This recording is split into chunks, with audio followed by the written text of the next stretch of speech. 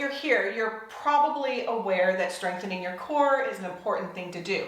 And as I discussed in this video, your core is not just your six-pack abs. In fact, you cannot tell how strong your core is just from looking at how well-defined your stomach is.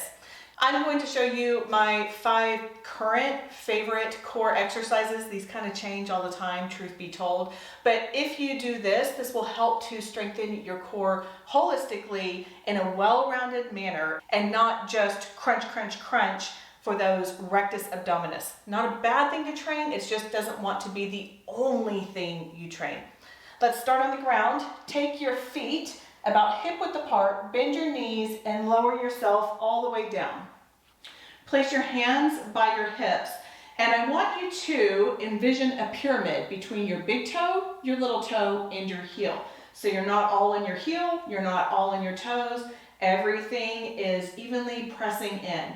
Also, ideally do this without shoes. From here, slightly tuck your hips under and lift your rear up off the ground. It doesn't have to go far. As you do, squeeze those glutes and pull that belly button back. So we're trying to minimize the space between the top and the bottom of our torso, and then go back down. Now, I want you to do about 10 to 15 of these. I'm just going to do a few, but notice I'm only coming up a few inches. This is not a height issue, okay? In fact, I don't want you doing that because it's arching your back too much. So especially if you have lower back issues, just come up a few inches and that is good. So glutes in, pulling that belly button back, pressing your toes and your heels in, and then releasing everything back down. So don't keep everything tight and constrained when you go down. Release it and allow your body to reactivate every time you go up, but just keep pressing that big toe, little toe, and heel into it. The second core exercise I love to recommend is an elbow plank. Now, real quickly, we have seen planks on the elbows and on the hands. Both are appropriate. Both you can do. With your hands, you're going to be working those stabilizing shoulder muscles a little bit more. On the elbows, your core a little more. Since we're doing this with the intentionality of strengthening our core, we're going to do this on our elbows. However, a few things to think about. First of all, I want you to go all the way down on your belly. Put your hands right below your shoulders and press up, and then you can come down to your elbows. Now, a couple things to notice right here, even on my knees. I'm actually not on my knees. I'm on the muscle above the knees. I don't want you on your kneecap. We don't want to be putting that kind of pressure on our kneecap. So come to the muscle above your knees. Now, you can keep your hands in fists. You can keep them clasped. You can pray it all to like, this is hard. Either way, I'm fine with that. Now, your shoulders, let's talk about that. So whether or not you are on your knees or on your toes, I want you taking your shoulders and pressing them down. If you had a top vision of it, instead of rounding, you would take those shoulders back and down. Why? Because how do we want to train our back? We don't want to train it like this. This is not how we want to go around our day. We want to go around our day opening up. So do the same thing in your plank. I like to clasp my hands together, shoulder blades back and down. Now while you're here, pull that belly button back to your spine. What are your ears doing? Pull your ears aligned with your shoulders. I see this a lot, or this a lot. So pull that in. This is a great way to strengthen up that upper back area as well. Take your heels, press them away if you are on your toes, and raise those kneecaps. And finally, squeeze your glutes. Remember, your core is from the bottom of your bra line to just below your glutes. So squeezing your glutes is also going to focus on that core. How long do you hold this? That's kind of up to you. I recommend starting with a count of 10 and then taking a break, maybe of 10 seconds or so, and then doing it again. You can go up to 30 seconds, 40 seconds. Honestly, I don't really think it's necessary to go much longer than a minute. We don't need to prove anything to anyone. We just need to be able to strengthen that core. When done properly, you will start to fatigue. And when you start to fatigue, then it's a lot easier to lose form, and then you are training your body the wrong way. So shorten it up, This is not a competition. Just shorten it up and do it right for a shorter amount of time. The third exercise I love to remind people that we need to do is that which strengthens our back. So let's go down on the ground. If you have done the warm-up with me, you have seen this. Go all the way down. You can take your head down to the ground. I'm not going to do that so you can still hear me. Take your hands out by your hips. Now, pretend someone is pulling your big toe away, so we're not just flopping around. And then squeeze your glutes, hands by your hips, and lift up, and then take it back down. This is a great one to counteract all of the hunching over that we may be doing in our day-to-day lives. When you do this, you can also be fixing that tech neck, those tension headaches. Strengthening up the back will help you in everything else that you love to do.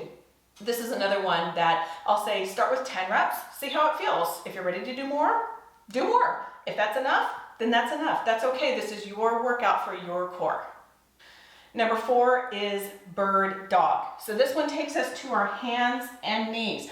When you're on your hands and knees, you want to press those shoulders back and down. So again, we're not rounding it out like I was talking about in the plank. Take your shoulder blades back and down. Keep your ears in line with your shoulders so we're not taking it down.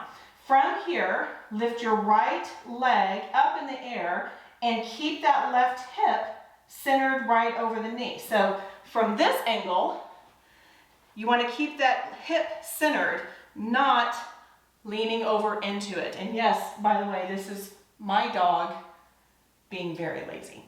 Anyway, hands and knees, raise that right foot, and then if you are ready, raise your left hand and then release. So you can start off by doing one leg, so this is my left leg, and then right hand. You can take it back down and release. Just like with those glute bridges, I don't care about the height. If you're going up in your height, then you're arching your back, which is really hard on your lower back. So keep that leg down. When you're ready, you can lift them and lower them at the same time. This is another one that I want you to pretend someone is pulling that big toe. Someone's pulling your middle finger and you're lengthening out. Keep those hips right above your knee. If you want a little more, you can keep that stabilizing leg and keep that foot elevated. But listen, this is the deal with progression. With progression, you progress when you are ready. This is not a competition. Don't go doing the most challenging movement if your body isn't ready. That's how you get hurt. Allow yourself to progress, to build on itself. You don't need to get everything all at once. Do what works for you, get strong in that, and then progress. Then move to the next one. Finally, we have dead bug. I want you to remember that opposite arm, opposite leg that we did with bird dog, because we're actually doing that on our back, same movement. So bend your knees, just like if you were on your knees. Keep your knees right over your hips so they're not going to be coming in too much and they're not going out. Keep them right above and take your shins so they're parallel to the ground. So they're not dropping down and they're not up too much. Pretend you are in a nice rectangular box, which sounds very morbid and I don't mean for it to be. But anyway, okay, both hands up. Now drop your right foot and take your left hand out by your ear and then bring it back up. It might be that you need to start just with your feet. Right foot out, back to center, left foot out. If you get a little clicking and popping like I do, squeeze that glute and that may help. Now, when you're ready, opposite arm, opposite leg, just like with our bird dog. The other thing is, if you get a little popping and clicking, you don't have to go down as far. That's okay too. My left hip tends to pop and click, and I'm working on that, but I want to protect it. So you do what works for you. Pull that belly button back as you go, and this is nice and slow. We're not going as fast as we can. It's a very slow, controlled movement. When you do that, you're going to be working the entirety of your front torso, which will help strengthen not only the center, but also the side. So there are my current 5 exercises that I love to do for the core. If you have one that you love, put it in the comments below. I would love to know what works for you, what you're enjoying. Hey, if this content was valuable to you, would you do me a favor and hit the like button? Also, if you haven't yet subscribed, be sure and hit subscribe, and that will enable you to get all of the latest videos that we have about grace-filled ways of taking care of our physical, mental, and spiritual health. That's all for today. Go out there and have a graced day.